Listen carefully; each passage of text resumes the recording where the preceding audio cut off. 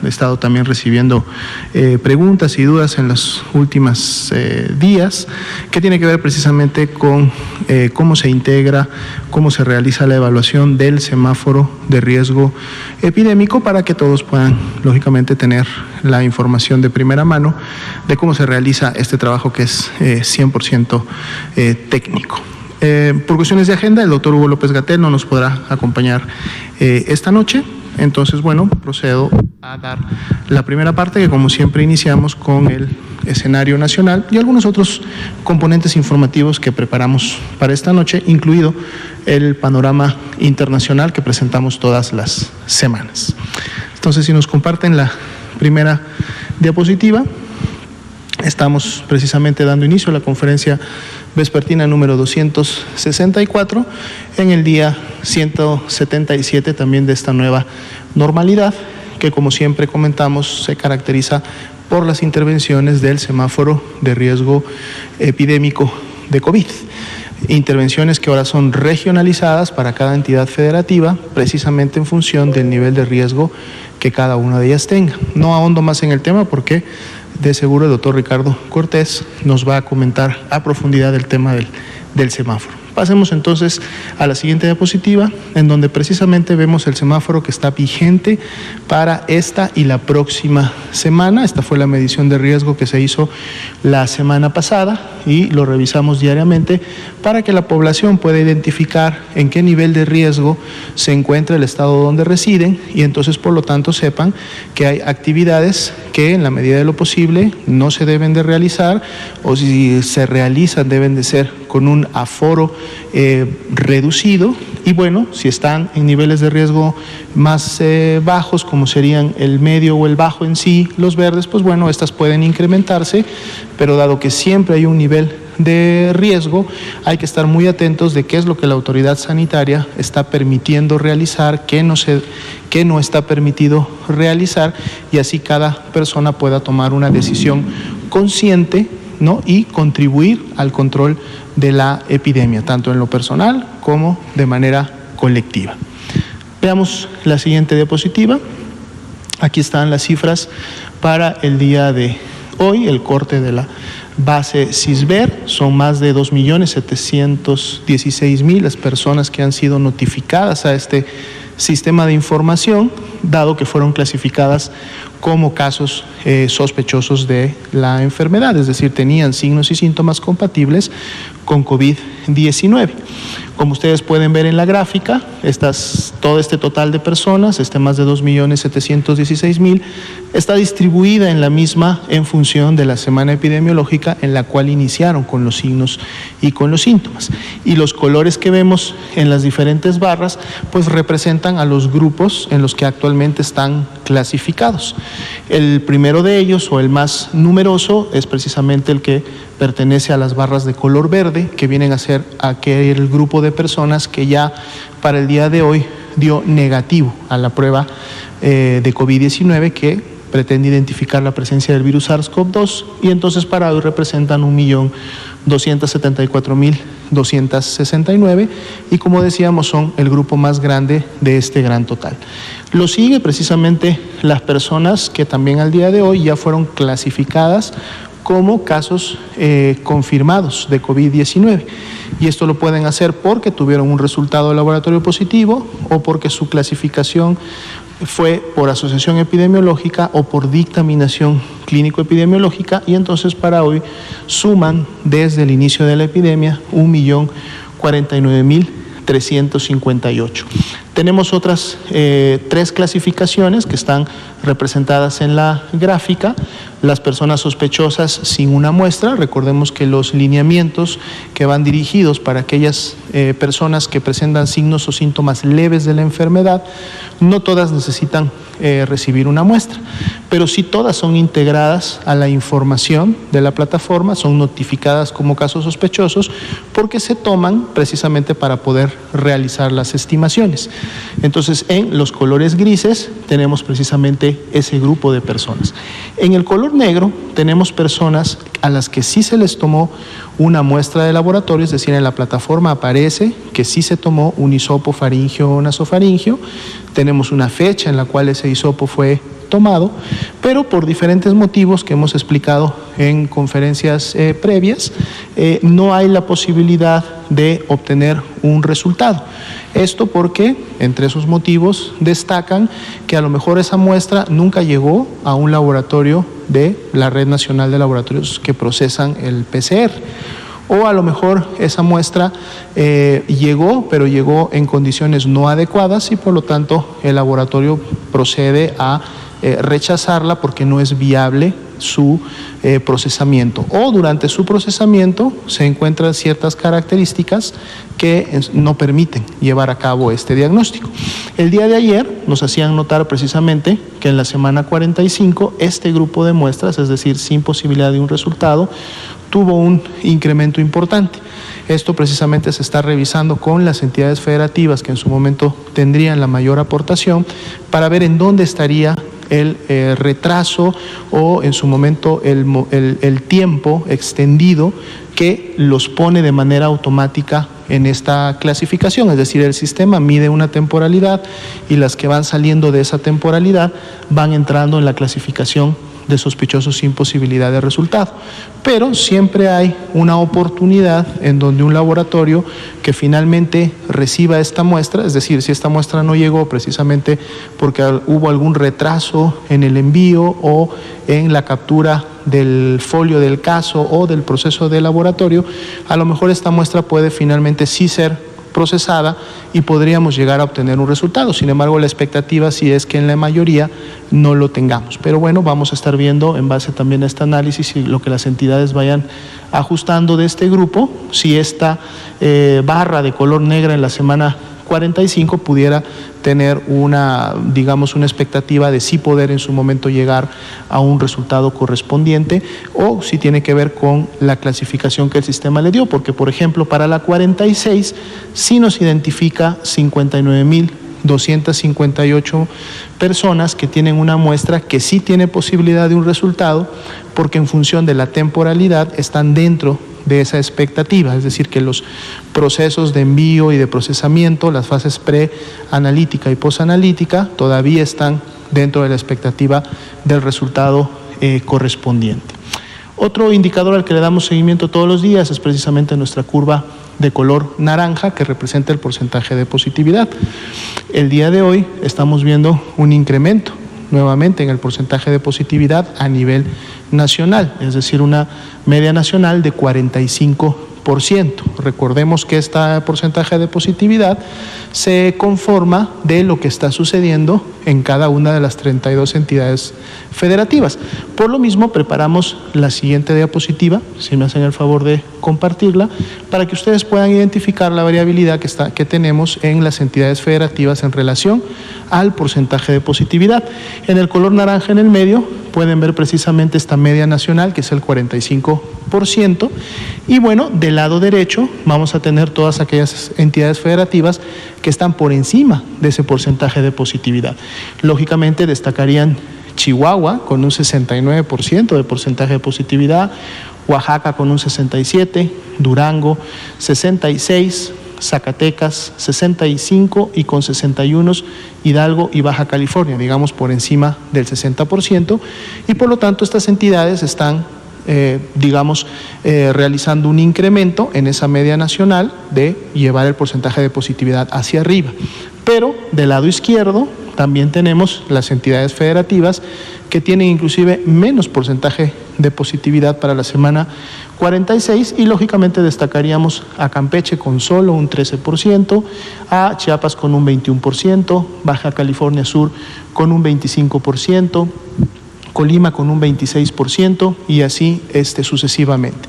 Si podemos ver o vemos ya cada una de las entidades federativas, pues también nos vamos a percatar que las entidades que están por encima del porcentaje de positividad nacional son precisamente en su gran mayoría entidades que están en color naranja o en color rojo, sobre todo en naranja intenso, digamos, dentro de lo que el naranja mide como un rango. El doctor Cortés nos va a explicar en un momento más toda esta metodología del semáforo, pero son precisamente las que están teniendo mayor actividad epidémica y por eso elevan el porcentaje de positividad nacional. Y si vemos las entidades de la izquierda, son precisamente en su mayoría las entidades que están con niveles de riesgo amarillo o inclusive verde, y por lo tanto tienen esa disminución del porcentaje de positividad. Vamos a seguir observando en la semana cómo se continúa comportando este porcentaje.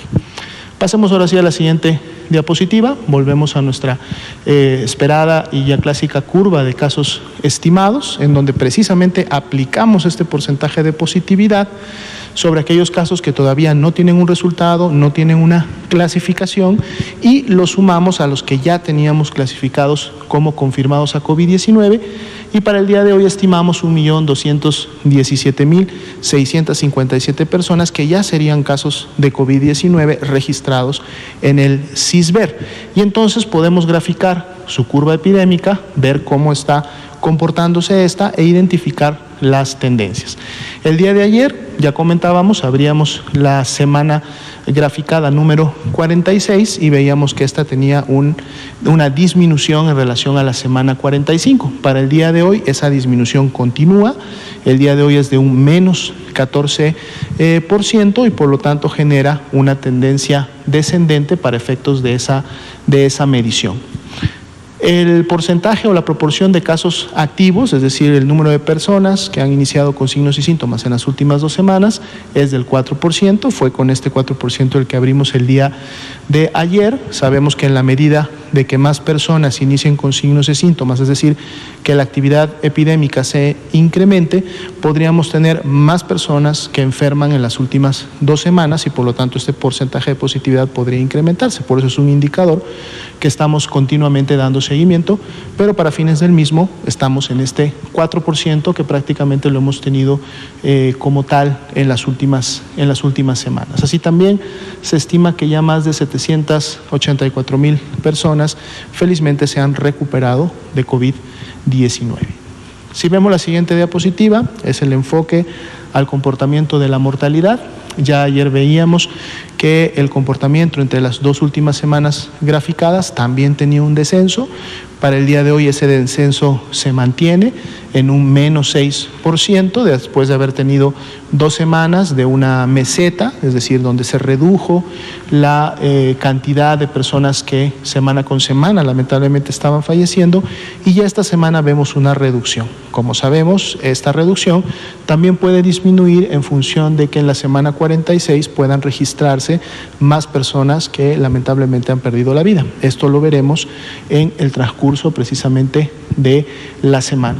Y continúa en menos 47%, lo que sería el descenso comparativo entre la semana 46, que es la última graficada, y la semana en la que tuvimos la mayor cantidad de defunciones para una semana que fue la 28. Si vemos la siguiente diapositiva, actualizamos ahora nuestra ocupación y disponibilidad hospitalaria.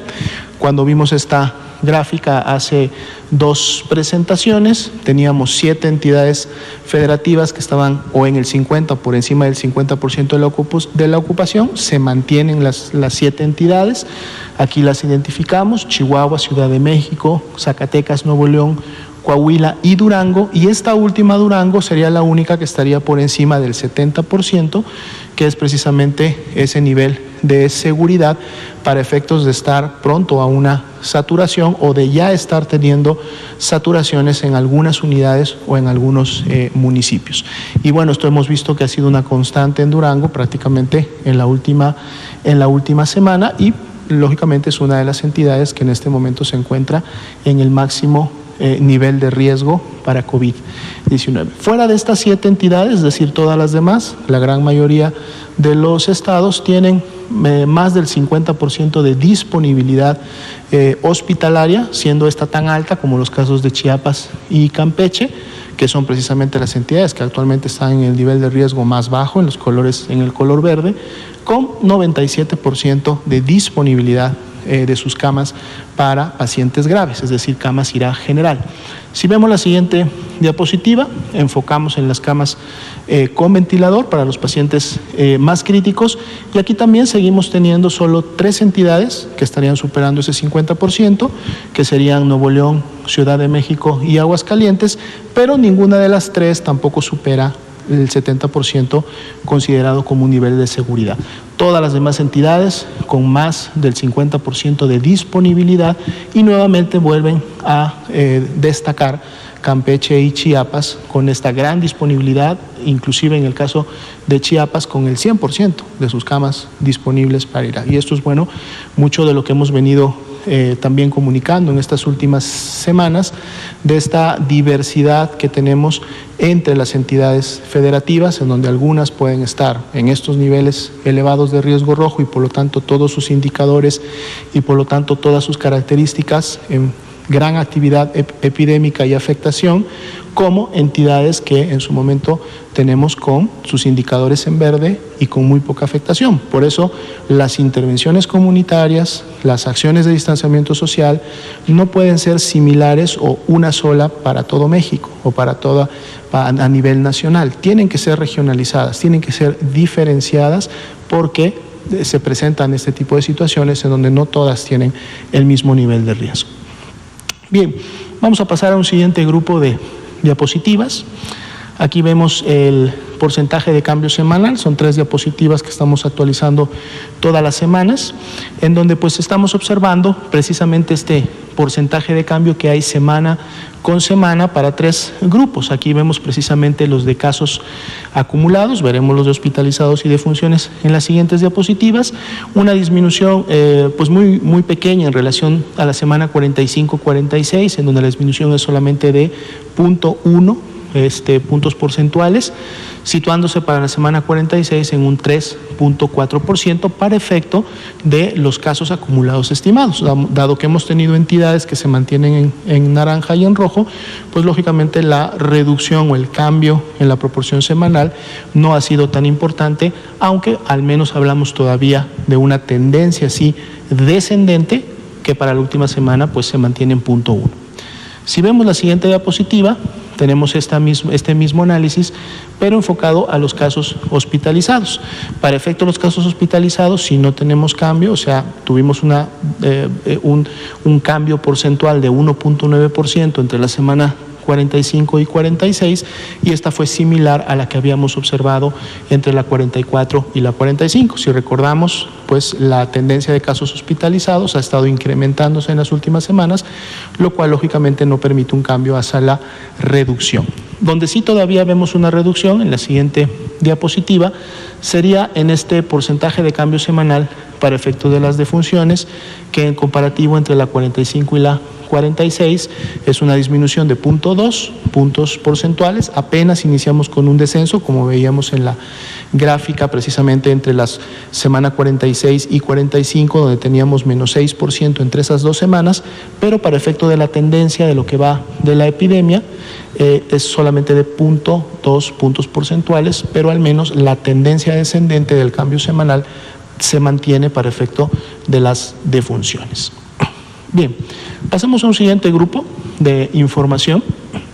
Quisimos preparar esta diapositiva con esta información en relación a preguntas que se dieron en la conferencia de anoche y además en los medios de comunicación y en las redes, dado que notaron que entre los datos que se dieron a conocer el día sábado y el domingo y los que estamos dando a conocer hoy lunes en relación a los del domingo, identificaban que los casos que habían sido clasificados como confirmados, habíamos tenido de sábado a domingo, ¿sí?, un incremento en estos casos de alrededor de 9,000 o un poco más de 9,000 casos clasificados como confirmados, y para el día de hoy, es decir, de ayer para hoy, son 7,300 casos, un poco más de 7,300 casos.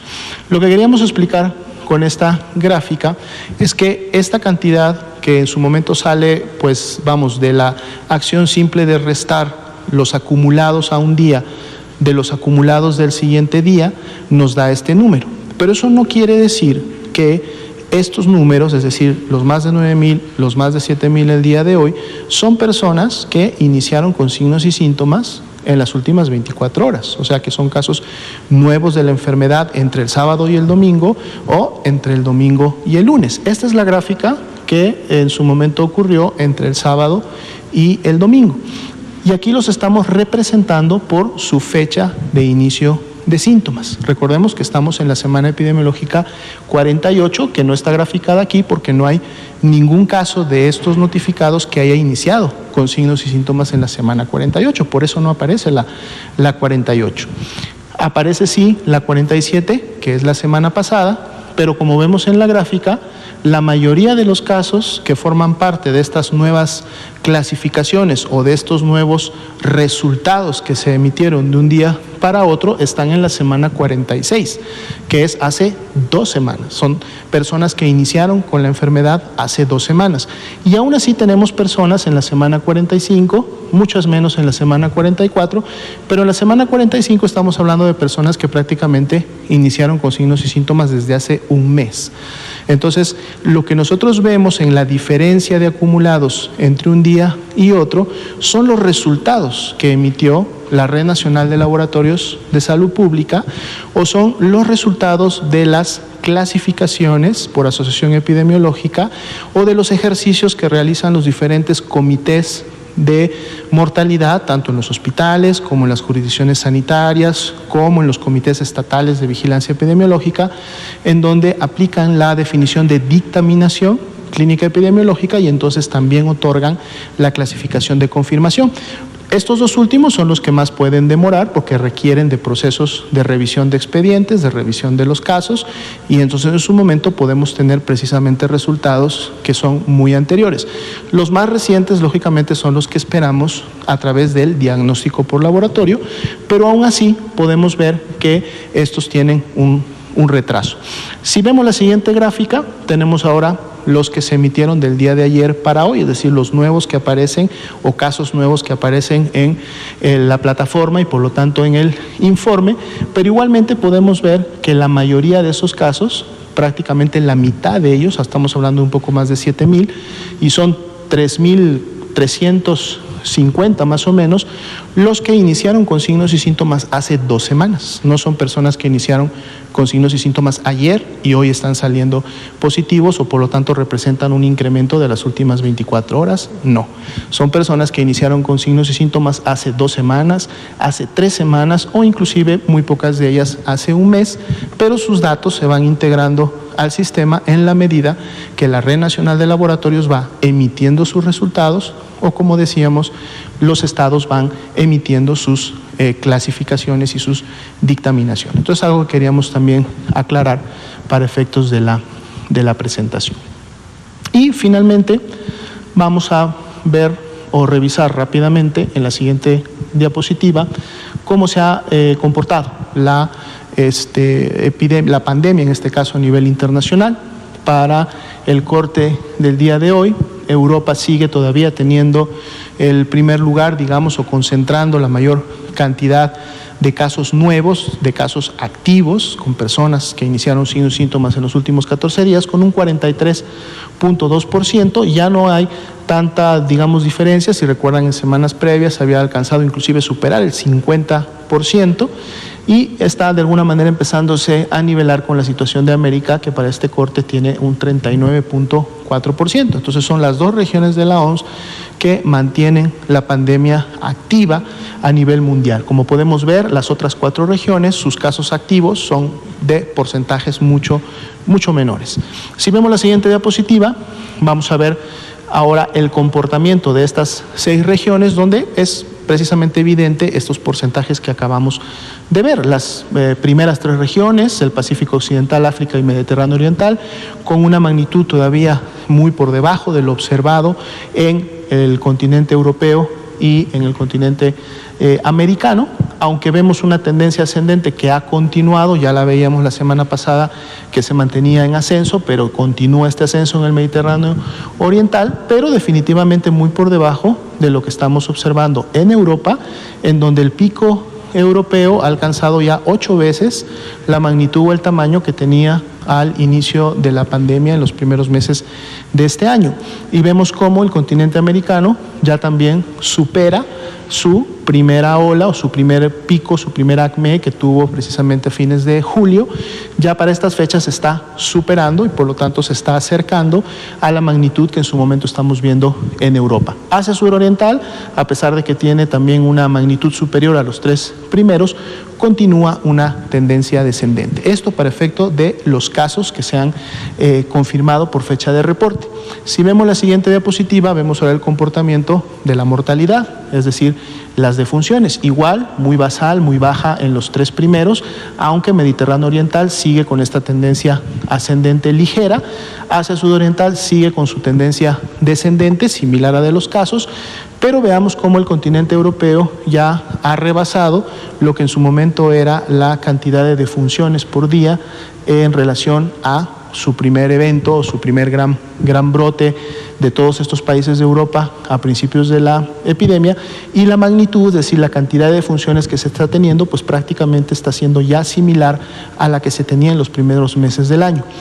América más bien ha mantenido una tendencia, digamos, permanente en relación a la cantidad de defunciones por día, y podemos notar que en las últimas semanas vuelve nuevamente a retomar una tendencia ascendente, la cual hemos dicho siempre está, digamos, demorada de 2 a 3 semanas en función de cómo se van comportando los casos. Si vemos que el continente americano continúa incrementando sus casos, muy seguramente en próximas semanas podremos ver que las defunciones también empiecen a llegar a niveles como los que observamos a mediados de este año.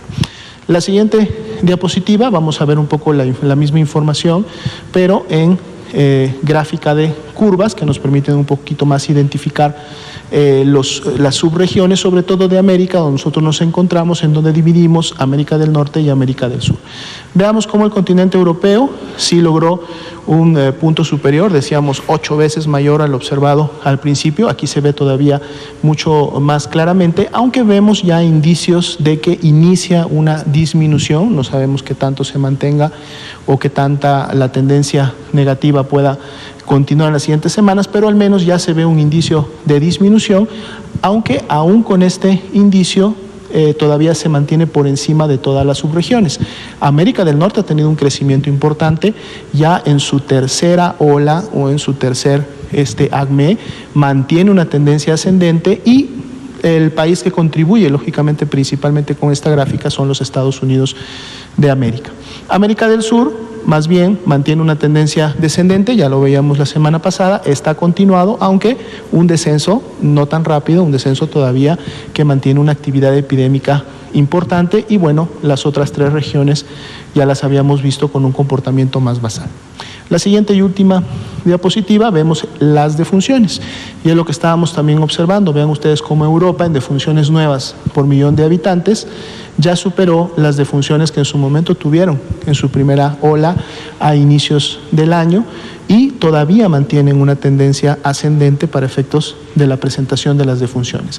América del Norte, si bien es cierto, mantiene también una tendencia ascendente en las últimas semanas, esta todavía no ha sobrepasado la magnitud o la cantidad de defunciones por millón que tuvimos en un inicio, como parte de nosotros de la región de América del Norte, pero bueno, hay una tendencia ascendente que, de continuar así, pudiera nuevamente alcanzar los niveles observados previamente. América del Sur en un descenso franco, continuo, que se ha mantenido durante las últimas semanas, y bueno, Asia, África y Oceanía con este comportamiento muy basal. Y esto es importante también mencionarlo, que lo vea la población, porque siempre hemos dicho, la epidemia todavía no se termina, la pandemia, en base a los datos, todavía no se termina, e inclusive vemos como en muchos de los países del mundo esta está nuevamente empezando a tener comportamientos de actividad epidémica importante, tanto en casos como defunciones. Por lo tanto, importante todavía seguir y continuar por los siguientes meses adelante, sobre todo en nuestra temporada invernal, que acabaría hasta abril del próximo año, aplicando las medidas de prevención, tanto colectivas como en lo individual. Bien, esta sería la actualización de los datos, y ahora le damos el tiempo al doctor Ricardo Cortés. Muchas gracias, doctora Lomía. Muy buenas tardes tengan todas y todos aquí en Palacio Nacional y en sus hogares. Muchas gracias. La primera, por favor, vamos a revisar El semáforo, no los resultados del semáforo, el semáforo. De nuevo, explicar con todo gusto cómo es que se construye esta estimación final del riesgo epidémico que caracteriza a la nueva normalidad versus la jornada nacional, el periodo de jornada nacional de sana distancia.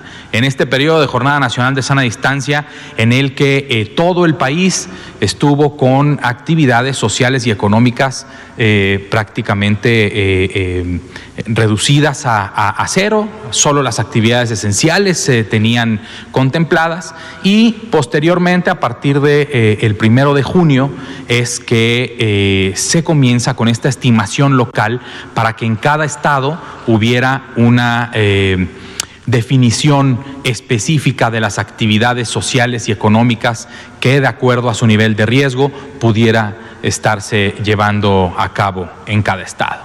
Resumen de las premisas. En 5 puntos resumimos. El semáforo orienta el nivel de riesgo poblacional. Eso quiere decir que si mi estado en el que vivo está en nivel máximo o nivel rojo de riesgo, es el hecho de salir a la calle a realizar actividades no esenciales o no necesarias, me pone en un mayor riesgo de enfermarme, de infectarme, sobre todo si todos tomamos esta decisión de salir a la calle, no mantener nuestras medidas básicas de prevención, y el riesgo se incrementa porque hay una circulación del virus muy importante, actividades muy altas, positividades altas, incidencias altas, hospitales con poca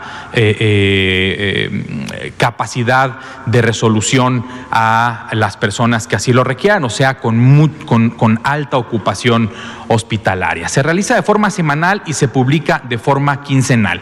Cada semana se les envía a las personas titulares de los gobiernos de las entidades federativas cuál es su estimación puntual para esa semana.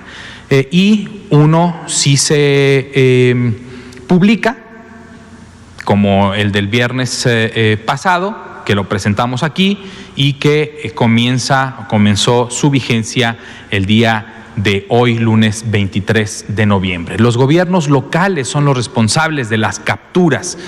Nosotros, el doctor Alomía, Ricardo Cortés, el doctor López-Gatell, todo el equipo, no estamos en los hospitales y en las unidades de salud y en las jurisdicciones.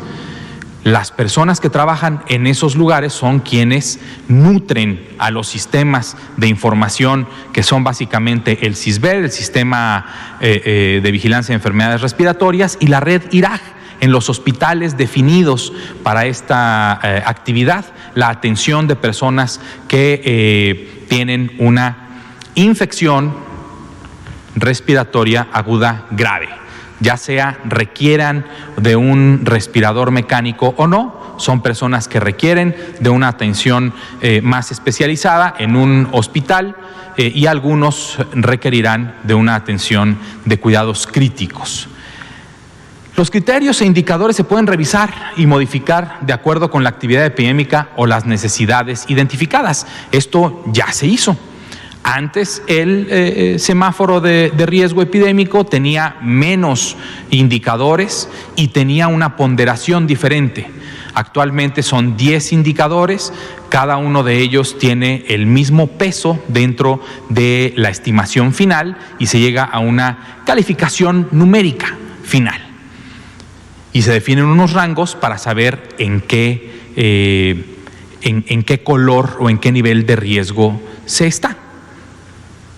Una Ciudad de México con tan alta densidad de población, que también tiene una muy alta capacidad de resolución de hospitales, se ha mantenido mucho tiempo en el nivel naranja. Sin embargo, llega a un límite.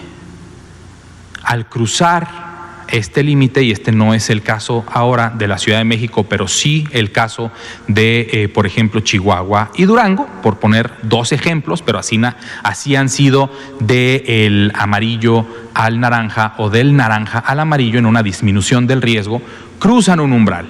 Y esto es como una calificación también en la escuela. Así son los rangos numéricos. Una persona que está estudiando una maestría, un doctorado, una licenciatura, la primaria, la secundaria, que tiene una calificación de 5.9, cuando el punto de pase es 6, su calificación es 5.9. Y está en un rango específico. O 6.9. 6.9 no es 7, es 6.9.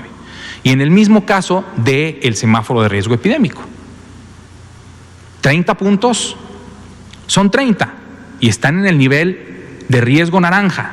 No es 32, 32 ya es rojo.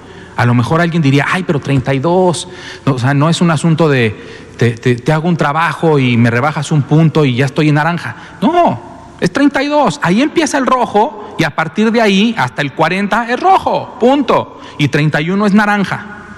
Si estamos en 31 es naranja, pero es naranja ya con, como dice la jefa de gobierno, en alerta máxima para pasar al rojo.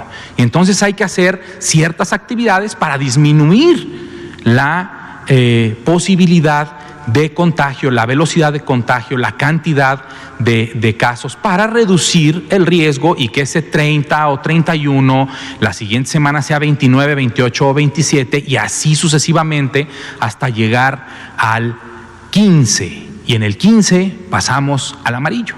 Y así es esto, así es técnicamente, solamente es técnica. Existe un intercambio, sí, entre los gobiernos estatales y el gobierno federal. El momento en que a los gobiernos de las entidades federativas se les comparte un documento en donde dice, en el indicador 1 usted tiene tal número que cae en este rango y tiene esta ponderación, este cardinal, 1, 2, 3 o 4. Se suman los 10 indicadores, se da una estimación final, si suma de 0 a 8 es nivel verde, nivel mínimo de riesgo, si es de 9 a 15 es amarillo, de 16 a 31 es naranja, es un naranja muy amplio, es un amortiguador para que aquellos estados que están en naranja y están reduciendo o incrementando su riesgo, tengan unas actividades reducidas lo suficientemente para ir reduciendo todavía más el riesgo, pero también se pueden abrir otras actividades que no están contempladas en el rojo para ir también equilibrando la salud pública, más importante, lo más importante es la salud pública, pero también importantísimo la salud económica. Con esto se intercambia y a quien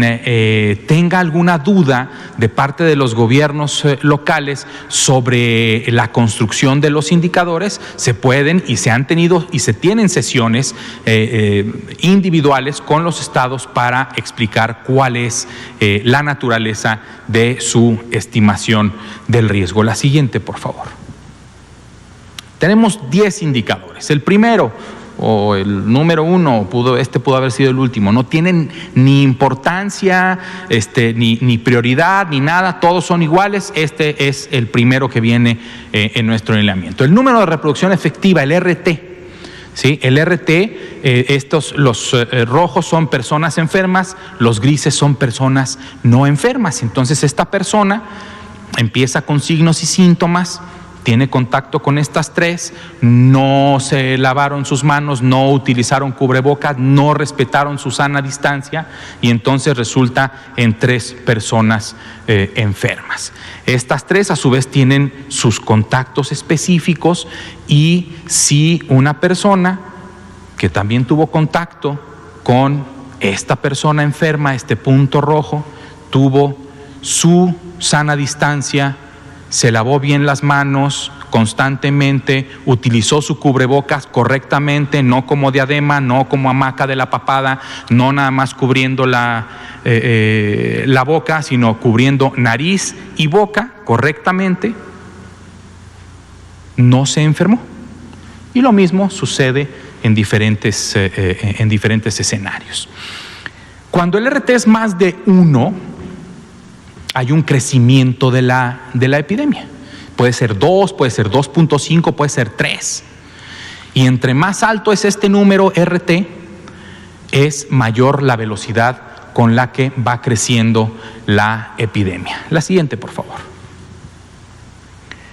Tasa de incidencia de casos estimados activos por 100,000 habitantes, indicador que siempre se presenta en esta conferencia. Este es un mapa que se toma el tablero de control que está publicado en la página coronavirus.gov.mx, en donde dice datos del SINAVE. Ahí se va a un tablero de control en donde se puede ver este mapa y se actualiza constantemente. Se puede descargar, se descargan los datos abiertos también y se tiene este número, esta tasa de incidencia. Es la epidemia activa, la epidemia que tiene sus inicios en los últimos 14 días y está tasado por 100,000 habitantes para poder tener más que un comparativo entre los estados, un número que se pueda comparar para también poderlo ponderar y decir más de 40 es alta, de 40, 30 y así se estiman los rangos de también de esta tasa de incidencia. La siguiente, por favor. Tasa de mortalidad por 100,000 habitantes. ¿Sí? También se tienen sus rangos específicos, cuál es rojo, cuál es naranja, cuál es amarillo, cuál es verde. Se pueden ver todos los días. Nosotros, el doctor Alomía, lo puede revisar todos los días y para la estimación de este riesgo es la tasa de mortalidad de los últimos 14 días. Y entonces son las personas que fallecieron por COVID dividido entre la población de ese estado multiplicado por 100,000 para tener un dato duro, un dato específico y ver qué clasificación del riesgo tiene el estado o la entidad federativa que ha caído en ese número específico. La siguiente, por favor. Tasa de casos hospitalizados. Esta tasa de casos hospitalizados es de la red IRAG, de la que todos los días los hospitales COVID, los hospitales que tienen un número específico de camas definidas, puede ser el hospital completo, puede ser solo un piso, pueden ser solo algunas camas, pero que tienen registradas como para atención de COVID, nos dicen cuáles son los egresos por lamentables defunciones. Se estima de la misma forma esta tasa y se tiene también unos rangos específicos que nos dicen si tiene 0, 1, 2, 3 o 4 puntos de acuerdo a la tasa de hospitalizados por 100,000 habitantes. La siguiente, por favor. La ocupación, aquí pongo las dos ocupaciones, son dos diferentes indicadores, pero lo ejemplifico solamente con uno de los mapas que aparece en el tablero de control, que también está disponible para el público en la pestaña de datos de coronavirus.gov.mx, en donde dice ocupación hospitalaria. Ustedes pueden ver este mapa, muchos otros datos y también se pueden descargar. Entonces aquí lo que estamos viendo es cómo se puede ver de las ocupaciones hospitalarias por estado qué porcentaje de camas de las que se están definiendo para la atención de infección respiratoria aguda grave, ya sea general, que no requiere de un respirador mecánico, o de cuidados críticos, que sí requiere de un respirador mecánico, para sacar esa proporción, ese porcentaje. Es el porcentaje que todos los días también el doctor Alomía presenta y explica en esta conferencia de prensa. La siguiente, por favor. La positividad al virus SARS-CoV-2, que ya explicó también el doctor Alomía cómo se obtiene. Si tenemos 100 muestras y de ellas 50 salieron positivas, la positividad es del 50%. Entonces, ese número de 50% caería en el nivel rojo. el que obtendría 4 puntos de este indicador y se le sumaría al resto de indicadores. Campeche, 12%. Un poco por encima del 10%. Pero no es menos de 10. Eso quiere decir que aunque sea 12 y esté súper cerquita del 10, no tiene 0 puntos, tiene 1 punto. Y ese punto se le suma a su estimación final del riesgo, y así las 32 entidades federativas. La siguiente, por favor. Y los últimos 3 que son de tendencia. Este es un gráfico que nos comparte el CONACYT, es un solo ejemplo, pero así se grafican las 3 tendencias diferentes, y aquí vemos de este estado, de esta entidad federativa que no sabemos cuál es su pendiente, ¿sí? Menos 0.1693, el menos como que nos dice algo, ¿no? O sea que como que va para abajo, va para abajo. Tiene cierta calificación. 0 si es un franco descenso que estaría pintado en verde, como este mismo estado, esta misma entidad federativa, en su momento, en el mes de agosto, tuvo un franco descenso que después se detuvo, se estabilizó, después volvió a descender, se estabiliza, tiene un ligero incremento, y así es como hemos explicado cómo la epidemia va en olas y va así, fluctuando, a veces para arriba, a veces para abajo, siempre esperando, que a veces no se cumple, pero siempre esperando que tu siguiente ola sea menor que la grande que acabas de tener. Y de este estado, particularmente sobre los casos de síndrome COVID, no son casos positivos. Estos son los casos confirmados, las barritas más oscuras, las más claritas es síndrome COVID. Y con ese dato se saca esta tendencia. Por dar un ejemplo, ahí está síndrome COVID por 100,000 habitantes. ¿Cuál es la importancia del síndrome? La importancia del síndrome es que no importa si se le tomó o no se le tomó una muestra, si esa muestra fue positiva o negativa, porque si es negativa, pero tiene el síndrome, de cualquier forma se sintió lo suficientemente enferma esta persona para acudir al servicio de salud y decir, yo me siento mal, cumplió con la definición operacional de COVID, se le tomó una muestra y resultó negativa, pero ¿qué creen? Está enferma de otra cosa.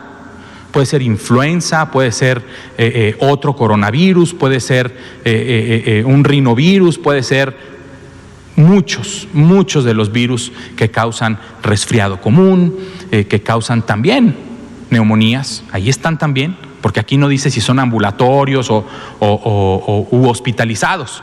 Síndrome COVID, y es muy importante porque además este síndrome COVID, conforme nos vamos acercando al tiempo en el que clásicamente los casos de influenza empiezan a crecer, aquí lo vamos a ver también, porque es síndrome, es sindromático, es la persona que parece que tiene una enfermedad tipo COVID o una enfermedad tipo influenza, que así era como antes de que se introdujera el SARS-CoV-2 a nuestro ecosistema, vigilábamos la temporada de influenza, enfermedad tipo influenza e infección respiratoria aguda grave, como síndromes clínicos que nos dicen cómo está la actividad, independientemente de si la positividad es muy alta, es media o es baja. ¿Sí? Así es como se mide también la actividad del virus de la influenza. Entonces, la siguiente, por favor. El semáforo de riesgo no tiene margen de negociación. Lo que sí tiene es un intercambio con las autoridades locales, las autoridades sanitarias locales. La Ley General de Salud contempla que las personas titulares de los gobiernos de las entidades federativas, incluyendo a la Ciudad de México, son autoridades sanitarias. Se comparte la estimación del riesgo local con cada una de estas entidades federativas y, como ya lo comenté en un principio, se intercambia si es que hubiera un análisis diferente por parte del propio Estado, que nos pueda decir, oigan, ¿saben qué? Yo aquí tengo los datos que todavía no, por carga de trabajo, todavía no se suben a la plataforma. Ya lo explicó también el doctor Alomía, todavía no se suben a la plataforma, pero están aquí, estamos incrementando el riesgo y estas personas pueden incrementar su nivel de riesgo, pueden mejorar las actividades de mitigación de acuerdo con su análisis local. Por ejemplo, el gobierno del estado de Campeche nos ha compartido en diferentes plataformas cómo ellos, cuando redujeron de rojo a naranja, no abrieron por completo las actividades que se proponen abrir en naranja, sino fueron más cautos. Abrieron menos y así fue disminuyendo también el riesgo. Cuando llegaron a amarillo, abrieron un poco más, pero no por completo, y así hasta llegar al nivel verde. Esa atribución la tienen las personas titulares de los gobiernos de los estados. Para decir, sí, otro ejemplo, Guanajuato, mi estado natal, le mando un saludo a todas mis amigas y amigos de León y de todo el estado de Guanajuato. El estado de Guanajuato, cuando transitó del semáforo naranja al amarillo, el estado de Guanajuato dijo, nos quedamos una semana más en naranja para continuar la mitigación y entonces hacemos el cambio. Eso lo puede hacer la autoridad sanitaria local, eso lo ha hecho en diferentes ocasiones. Entonces, ellos y ellas, como personas titulares de los gobiernos estatales, tienen grandes equipos de salud que pueden y tienen el conocimiento también para replicar la estimación del riesgo y así hacer equipo con nosotros para saber cómo ven ellos desde el ámbito local la estimación del riesgo. La siguiente, por favor. ¿Qué pasa si no respetamos un semáforo? ¿Qué pasa? La siguiente, por favor. Entre otras cosas pasa esto. Un semáforo en la calle.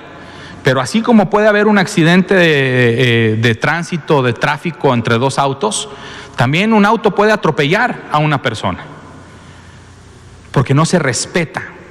Y entonces, si nosotros no respetamos el nivel de riesgo, podemos ir atropellando los derechos de las demás personas que son mis vecinos, mis vecinas, mi familia, mis amigos, mis amigas. No hay que ir atropellándonos, hay que respetarnos.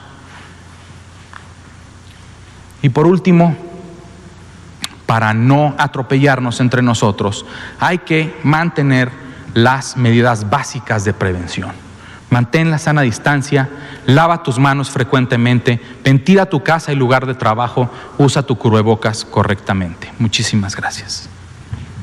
Muchas gracias, doctor Cortés Alcalá. Definitivamente información muy importante para que la entienda la población y que en su momento nos ayudemos todos juntos a poder mantener el control de esta epidemia y continuar disminuyendo la transmisión y lógicamente la cantidad de casos.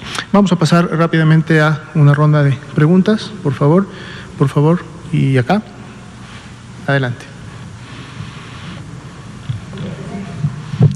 Ahí va. Gracias. Sí, buenas noches. Juan Carlos Machorro, AM de Querétaro.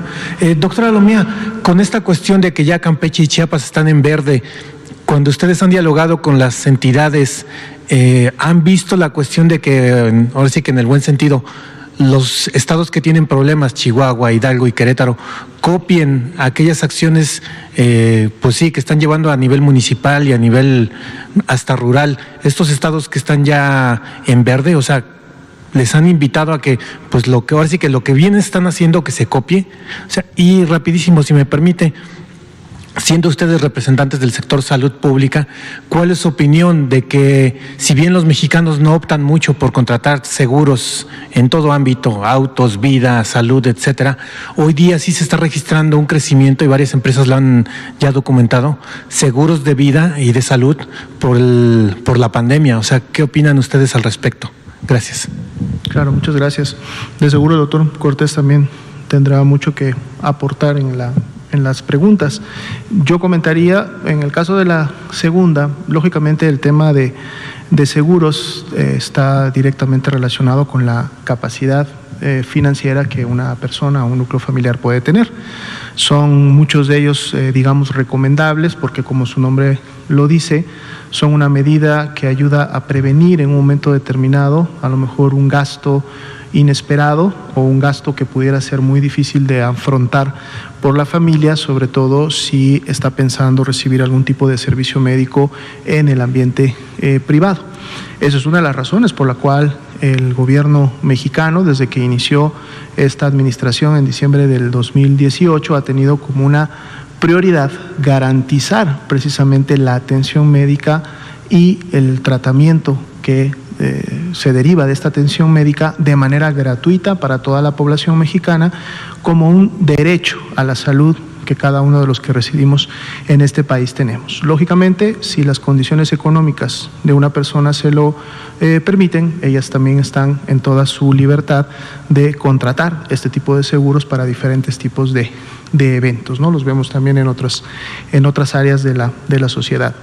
Y en función de las entidades, yo creo que definitivamente pudiera haber, sí, algunos, ejemplos positivos que pudieran imitarse o en su momento adoptarse por otras entidades federativas, pero siempre en el contexto de que recordemos que cada entidad federativa puede tener particularidades en relación a la composición social que cada una de ellas tiene. Entonces, medidas que pudieran funcionar en algunas entidades de la República pudieran no necesariamente tener el mismo resultado en otras. Por eso, cada una de las entidades, y por eso también la competencia que comentaba ahorita el doctor Cortés de ser autoridad sanitaria, debe, a través de la evaluación y del análisis técnico de sus indicadores y de la situación que está pasando al interior de su estado, tomar las mejores medidas y más adecuadas, sobre todo al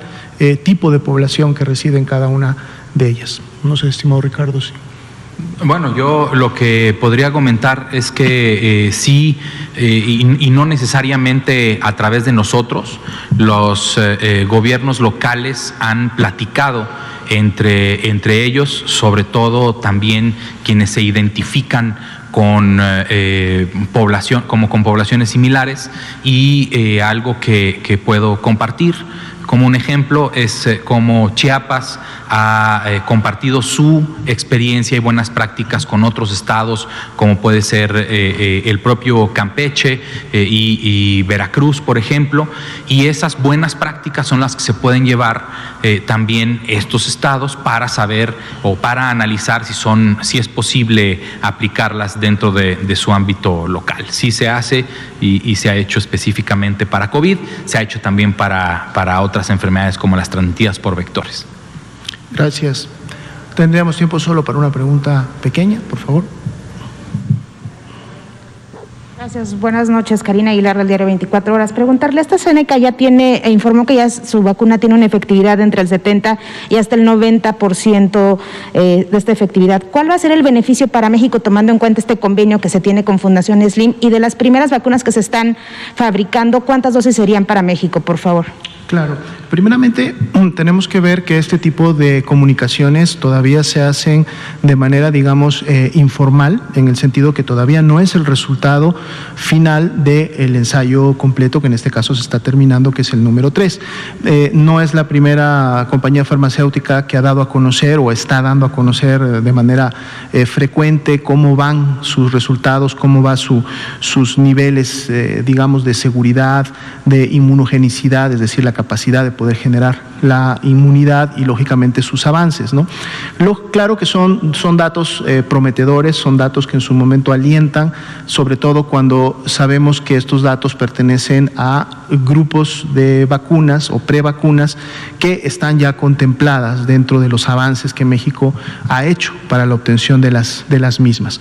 Ahora, más allá de la efectividad, que es un dato definitivamente importante, también se deben de considerar, y por eso es necesario esperar a los resultados de los ensayos, que esta efectividad en qué, por ejemplo, grupos está identificada, o si hay una variación entre, por ejemplo, las edades, o si hay una variación de esta efectividad en relación a las personas con factores de riesgo o con comorbilidades, si esta efectividad en su momento es suficiente para evitar la generación de la enfermedad, es decir, que una persona sí se contagie pero que no genere signos y síntomas, o si es suficiente para que inclusive si se contagia no haya replicación viral o el virus sea rápidamente contenido, o en la mejor de las expectativas que sí se produzca una enfermedad, como lo hace por ejemplo la vacuna contra influenza, en donde sí se desarrolla la enfermedad de influenza, pero lo que evitamos y que es muy deseable es que no haya complicaciones, es decir, no tener una enfermedad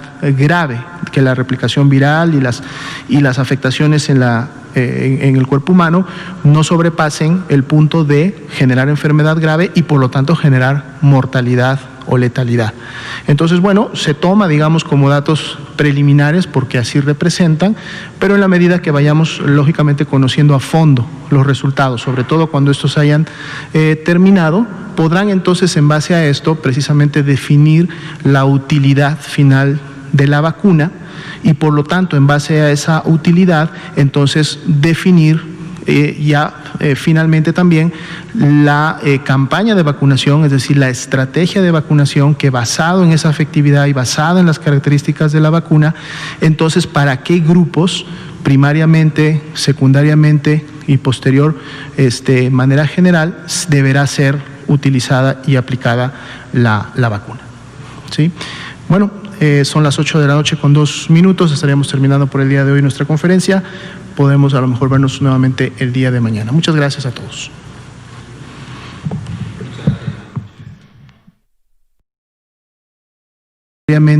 Y posterior, manera general, deberá ser utilizada y aplicada la vacuna.